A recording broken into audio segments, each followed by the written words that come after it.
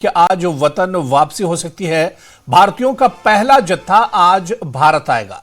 Tehran से छात्रों को लेकर दिल्ली पहुंचेगा विमान। पहुंचने वाले छात्रों में 2 से 3 हजार कश्मीरी छात्र भी शामिल होंगे। ईरान में जारी सरकार विरोधी हिंसक प्रदर्शन के बीच केंद्र सरकार ने वहां से भारतीयों को एयरलिफ्ट करने की तैयारी कर ली है। पहला विमान आज तेहरान से नई दिल्ली के लिए रवाना होगा। ईरान में करीब 10,000 भारतीय रहते हैं। इनमें से 2500 से 3000 स्टूडेंट हैं जो मेडिकल की पढ़ाई के लिए वहां गए थे।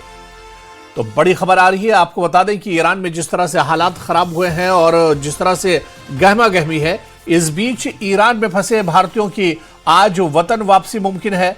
भारतीयों का पहला जत्था आज भारत आ सकता है। तेहरान से छात्रों को लेकर दिल्ली पहुंचेगा विमान। पहुंचने वाले छात्रों में 2 से 3 हजार कश्मीरी छात्र भी शामिल होंगे।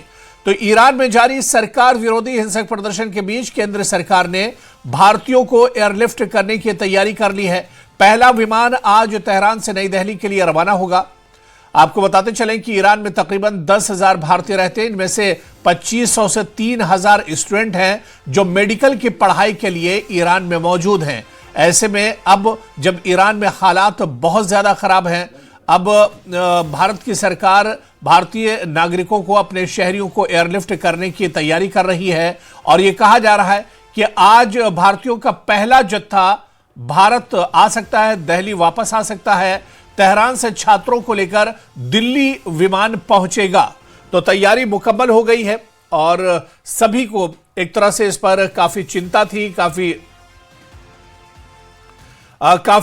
चिंता थी सरपरस्तों को, उनके घर वालों को, कि उनके जो बच्चे या उनके घर वाले फंसे हुए ईरान में वो वापस कैसे आएंगे। लेकिन अब इस पर एक उम्मीद जगी है। और जानकारी लेंगे, सीधे जम्मू का रुख करेंगे। हमारे सहयोगी समीर भट्ट हमारे साथ जुड़े हुए हैं। समीर, तेहरान में और पूरे ईरान में जिस तरह से उथल पुथल है, हालात बहुत ज्यादा अब एक तरह से खराब हो गए। ऐसे में एक बड़ी तादाद भारतीय नागरिकों की वहां पर फंसी हुई है और खासतौर से जम्मू कश्मीर के छात्र काफी बड़ी तादाद में वहां पर फंसे हुए हैं। लेकिन खबर आ रही है कि आज पहला विमान ईरान से जो भारतीय शहरी हैं, जो छात्र हैं, उन्हें लेकर भारत पहुंच सकता है किसी भी वक्त। देखिए हुरैरा, मैं आपको बता दूं, ईरान में बहुत सारे स्टूडेंट्स हैं। जिस तरह से आपने खुद भी कहा कि तकरीबन 2500 स्टूडेंट्स हैं, उससे ज्यादा। तो उसके साथ साथ कई ट्रेडर्स हैं, बिजनेस कम्युनिटी से ताल्लुक रखने वाले हैं, टूरिस्ट वहां गए हैं, आम लोग गए हैं, तो रिलेटिव जाते हैं। तो टोटल मिला के कई हजार के करीब जो है वो वहां पे इस वक्त ईरान में भारतीय हैं। और इसमें जम्मू कश्मीर से ताल्लुक रखने और खासकर कश्मीर वैली से ताल्लुक रखने वाले कई जो स्टूडेंट्स हैं वो वहां पे मेडिकल की जो स्टडीज कर रहे हैं, उनको वापस लाने की अब कवायद शुरू हो गई है। और उनके, आपको पता ही है कि पहले एडवाइजरी दी गई थी, उनको कहा गया था कि वो रजिस्ट्रेशन करे, अपनी रजिस्ट्रेशन करे MEA ministry of external affairs में। लेकिन क्योंकि रजिस्ट्रेशन स्लो थी, उसका ये रीजन था कि वहाँ तेहरान में और ईरान के ज्यादातर हिस्सों में इस वक्त इंटरनेट शटडाउन है। तो फिर MEA ने उनको, स्टूडेंट्स को ये इजाजत दी कि वो अपने रिलेटिव, जो कि उनके रिलेटिव्स दिल्ली, ये अपने पेरेंट्स या रिलेटिव्स जो इंडिया में है, वो उनके बिहाफ पे MEA में रजिस्ट्रेशन करवा सकते हैं। तो अब रजिस्ट्रेशन तेज हो गई है और उसी सिलसिले में अब आज पहला जो फ्लाइट है, पहली फ्लाइट है तेहरान से यहाँ दिल्ली लैंड कर सकती है।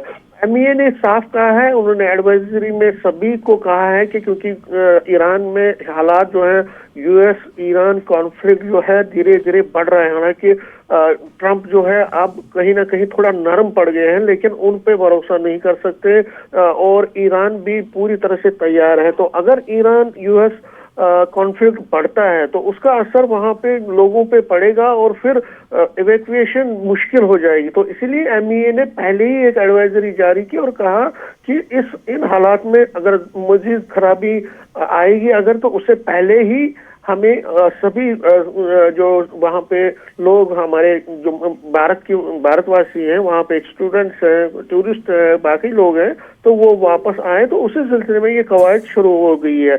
अगर हम जम्मू कश्मीर की बात करें तो जम्मू कश्मीर का, जिस तरह मैंने कहा कि कई स्टूडेंट जो है खासकर कश्मीर वैली से, वो वहाँ तेहरान में और बाकी जगहों पे मेडिकल की एजुकेशन स्टडीज कर रहे हैं, तो उनको भी लाने की कवायद शुरू हुई है। और कल चीफ मिनिस्टर उमर अब्दुल्ला ने MEA जो मिनिस्टर ऑफ एक्सटर्नल अफेयर्स है जय शिवशंकर, उनसे बात की, फोन पे बात की, और MEA ने भी जो मिनिस्टर है एक्सटर्नल अफेयर्स मिनिस्टर, उन्होंने यकीन दिलाया कि जितने भी स्टूडेंट्स हैं, जितने भी लोग वहाँ पे जम्मू कश्मीर से ताल्लुक रखने वाले लोग हैं वहाँ पे अभी हैं, उनको वापस लाने की जो प्रक्रिया है, जो प्रोसेस है, उसमें हम तेजी लाएंगे।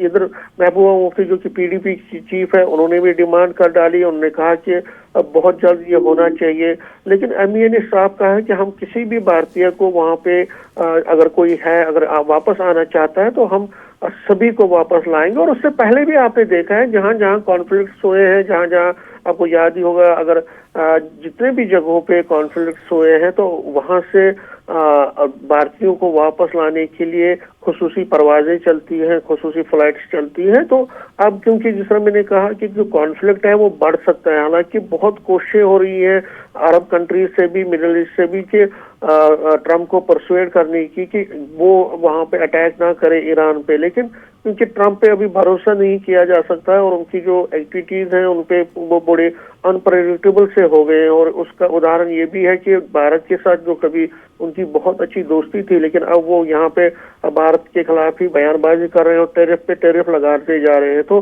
ट्रम्प पे भरोसा नहीं कर सकते, और अगर ईरान US कॉन्फ्लिक्ट बढ़ जाता है तो उसका असर दूसरे कंट्री पे भी पड़ेगा, क्योंकि उसमें इसराइल और बाकी कंट्रीज भी शामिल हैं। तो कहीं ना कहीं फिर इवैक्यूएशन मुश्किल हो जाएगी, वहां से लोगों को लाना वापस सेफ और सिक्योर लाना। बिल्कुल समीर, इसी वजह से पहले ये कदम उठाया जा रहा है ताकि जिस तरह से आपने बताया कि छात्रों को आराम से और पूरी सुरक्षा के साथ वापस लाया जाए, इसी वजह से भारतीय सरकार भी पहले से एक तरह से अलर्ट हो गई है और छात्रों को अब वापस लाया जाएगा जो नागरिक वहां पर फंसे हुए हैं। बहुत बहुत शुक्रिया समीर, हमारे साथ जुड़ने के लिए, डिटेल में पूरी जानकारी साझा करने के लिए।